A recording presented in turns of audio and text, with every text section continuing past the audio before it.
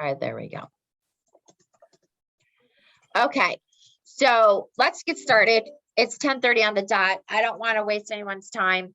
I know it's end of month, and I'm here with Mirka. She's here with me, so we'll go through it. So I thought let's do a little puppy dog on here. So I know we're gonna have a call next week as well because I had to change it, and then my plans got changed. So it happens. Just so you know. Oh, hi, the other Ashley. So just so you know, I will be putting out an Outlook calendar invite for my trip that I was going to take next month has been postponed to May. So I'll put that out so everybody knows where I'm at. So you can stalk me if you want. But anyway, so January 27th, I can't believe it's end of January. So, okay, why is this not? Oh, there we go. Hello. Okay. So just, I know I go over this like a broken record, but Google reviews, it's huge. I get asked about this all the time from Stacy from corporate. They've changed expectations to 4 reviews per month per community. So, and I got this from also, I'm going to call out Ashley from Bridlebrook, that she's also doing a contest. So create a contest within your building, meaning with the families, with the residents, give them Google reviews, whoever, I don't know, gives you the most, or maybe all their names get into a basket and they win a big prize. And that prize could be anything you want, be creative. So also create a contest with employees to ask residents and families for a Google review. Are you using review cards? Did you get them? And if you need them, let me know. Yes, Mirka, you're getting that after your name change. So just so you know, Bright Oaks is going to be getting a name change. So once that's done, we will let you know what that is to celebrate. But anyway, are you asking for the reviews? So please, please, please make sure you're asking for those reviews. I do go through them. I go on Google, I check, see what the latest one was. I'm going to start also checking your competitors and see where they're at. I have a question. Yes. After name change, will all my reviews disappear? I don't know. We'll find out. So America did have a good question. She asked, once with the name change, will her Google reviews disappear? I don't think so, because they're going to attach, I think, the same website to the name, but Okay. we'll figure that out. But that is a very good question. So home visits, what are they? So home visits. Oh, Ashley said ours didn't change. There you go. Okay. Thank you, Ashley. So home visits, what are they? And, you know, during COVID times, which has been what, forever now, it is also a great way to add a personal touch to seniors or to even a family, and they could be impactful also for you, meaning that you go with your mask, you know, social distance, but if they invite you in, you can also look around. Is the house clean? Is there a smell? Are they struggling? Anything like that. And sometimes when you see that, you have a better taste of what they're going through, and that you can guide them and also be blunt if they're resistant to moving. So it's a good way for yourself to look at what's going on in their home life. You can be creative with home visits. Home visits doesn't mean that you literally have to go in their home. And I know with the cold weather, some are colder than others, some don't have cold weather. You can be creative. So let's say someone called, and I did this years ago, and said, I would like a brochure. You went through the information. Maybe they're not at that point to come out and visit, but they're insistent, I would love a brochure. And you get their address, let's say, and you notice they're on your way home. They're not that far. Then suggest, hey, by the way, would you mind? I'd love to drop it off. I could drop it off in your mailbox. I could go to your door, drop it off. Then you don't have to wait. Many people are okay with that. It's a great way to make that personal touch where your competitors are not doing that. Another way is bring lunch or dinner. Have your chef go with you. It's a great way to do that. Also, can't make an event? I'll bring a goodie bag. Bring your activity person with you. Bring their favorite snack or candy. Make a poster. Stand outside their window. What was that movie where he stood out with that big boom box? Or are you all too young? Breakfast at Tiffany's. Yes. And he's like, something like that. But do a poster. I miss you. Anything that you want to put creative on it, put their name on it, stand out with a poster. How cute is that? Coloring book with pencils, anything you could make a reason to go over there. Some are very resistant. They don't want you, and that's okay. But it's just another way to make an impact. And again, sometimes they're lonely, so always make sure to go with the purpose, not just to show up. So next question. Okay, why is this not popping? Why is this not popping? What the heck? Okay. Sorry, we're having technical difficulties. Okay. So does anyone, hi Kim, does anyone have a good story that they could share? If a good home visit that they did that was successful? Honey, I need help. You can I help you me? I'm on a conference call. I just muted her. So does anyone have a really good story?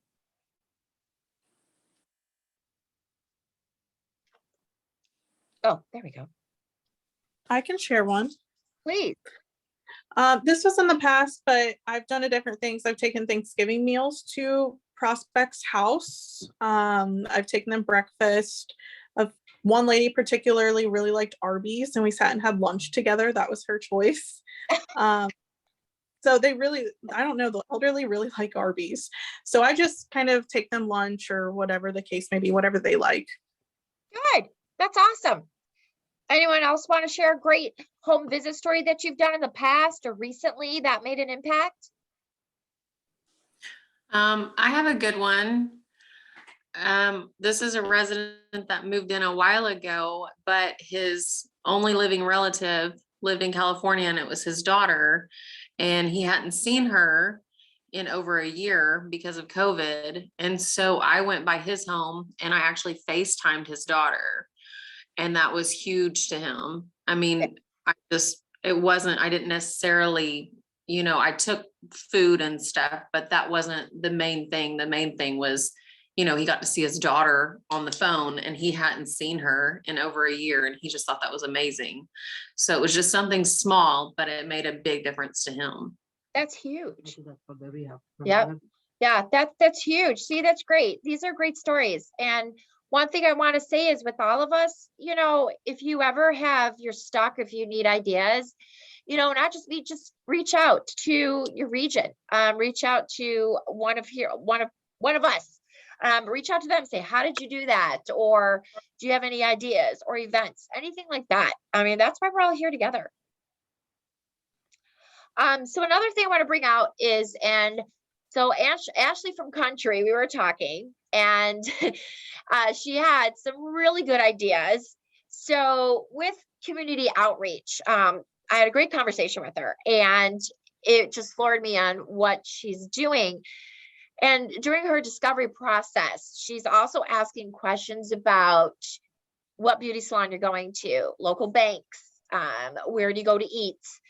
And she's finding out all this great information and actually visiting those places that her future residents may still go to, or even your current residents, and getting referrals from that. I thought it's fantastic. So Ashley, I don't know, I'm going to put you on the spot a little bit. Can you describe to us a little bit more about that?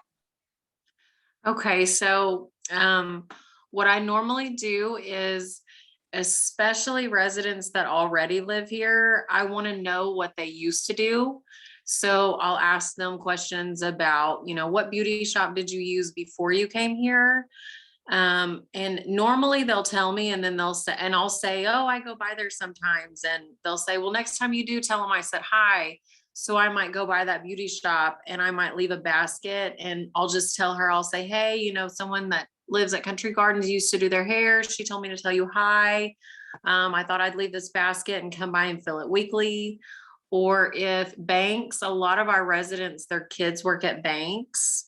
I told Pam I felt a little stalkerish, but I want to know everything that they do and their family, because I know that they have a friend who they might not really, or, other people are doing the same things as them. So I want to know where they go to the bank. I want to know what social activities they used to do, and if those activities are still going on, or if the veterans, they used to meet for just an informal lunch at McDonald's, and occasionally they still do, but it's a very last minute thing for them.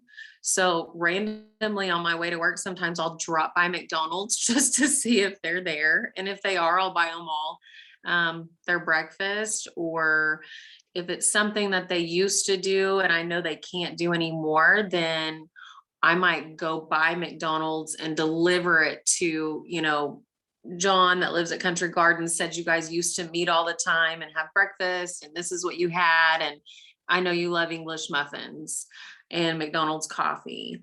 So I kind of would pry into to people's areas that you don't really think medical wise, I guess you could say. Yeah.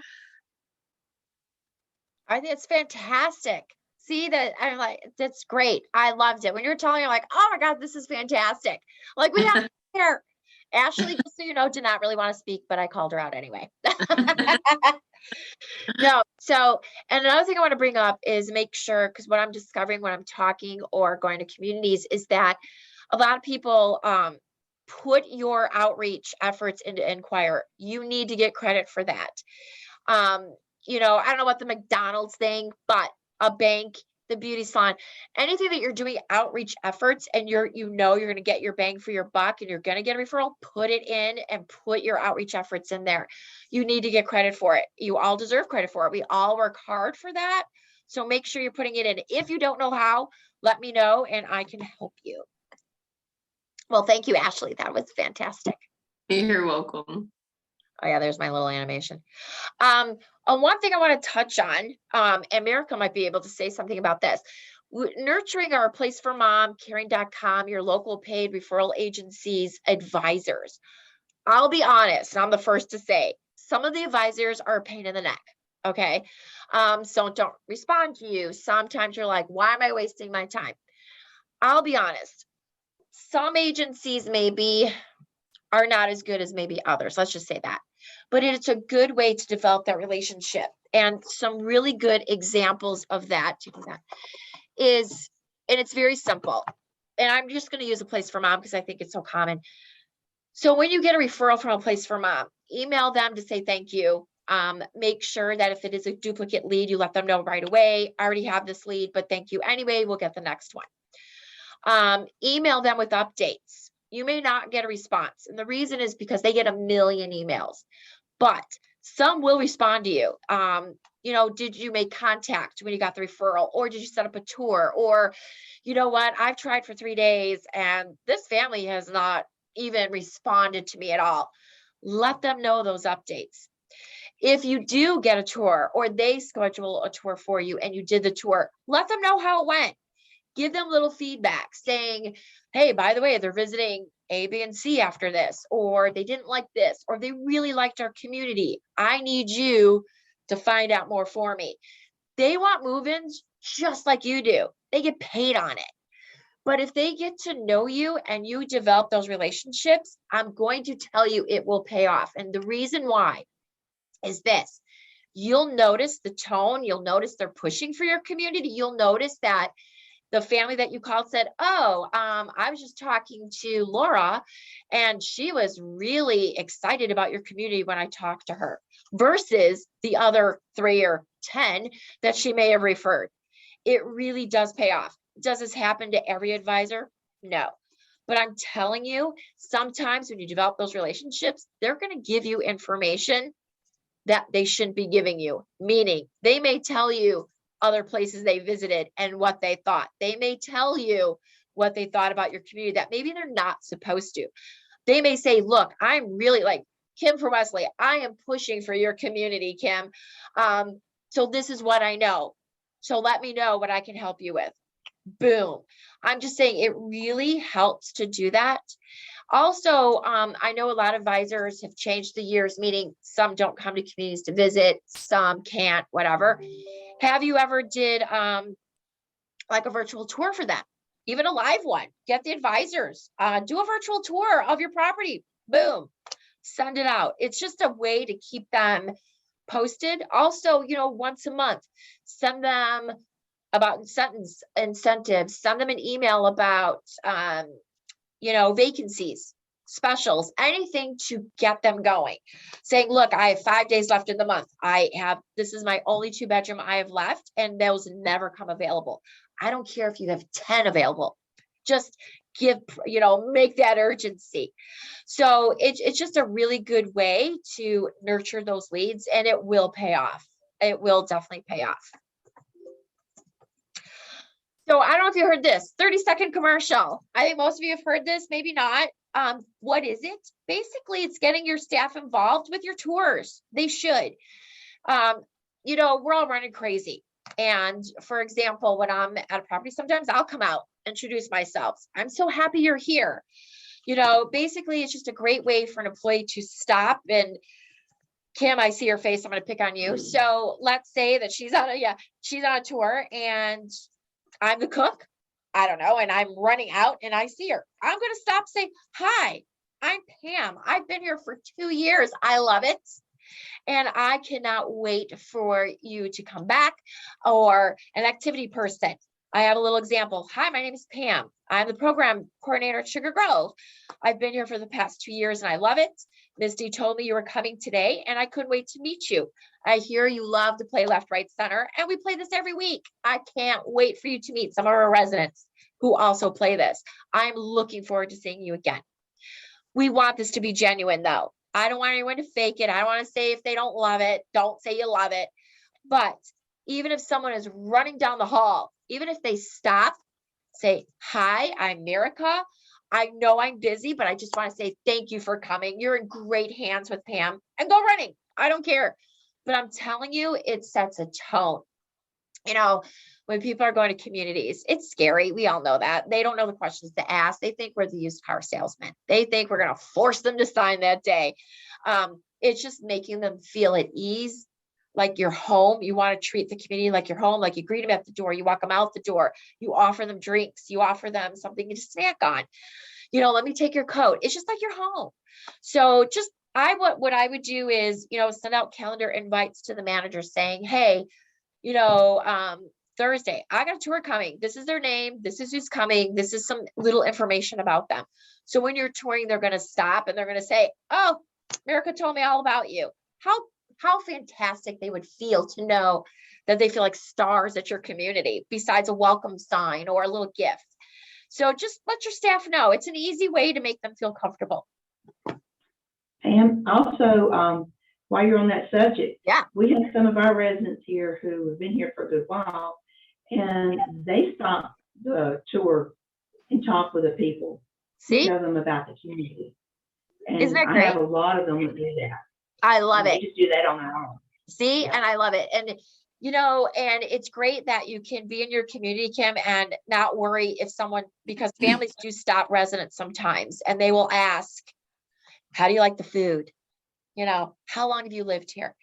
You know what? And to be honest, for all of us on the phone, I think we've all been through it. Elephant in the room, if there was a smell, call it out, don't fake it. Or a resident's not happy and you're like, crap, they're going to come see your tour. It's okay. Because I think if it's too perfect, that's kind of a red flag. If someone says, Yeah. the food's okay, you know what you say? Honestly, we can't please everybody, and you can't. So But the it's resident okay. stops you. Exactly. So it's great. Thank you for bringing that up, Kim. Anyone else have questions or anything? Okay. So like I said, I wanted this to be quick. I know it's end of month. So I thought this was kind of cutesy with the Zoom meeting, audio only with video. I thought it was cute. I want to make this quick because I know it's end of month. And thank you for sending your weekly reports. I appreciate it so much. But our next call will be next week. I know because I had to push this. We're going to talk about first impressions. Are you ready? And who made the leaderboard for January? And so I know we're gonna have a little guest speaker. Ashley Collins is going to touch on that and what she does in her community. So I was thinking, maybe every month we'll have one of you be our guest speakers. I also may have Stacy on one time, maybe Nate, Diane, who knows? And if there's a subject you want to touch on that you think you do well, let's do it. Share with me, and we could do something together because we're in this together and we want to be successful, and I want to be your support. So does anyone have any questions before I let you go?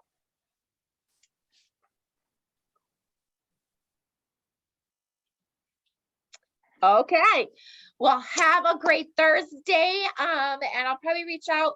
Monday's what? Monday, end of month already. I can't believe it. It's gone by way too fast.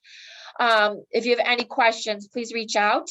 If not, have a great day, rest of the week and weekend. And if you need me, I am here. And that's all. So thank you. Bye. You.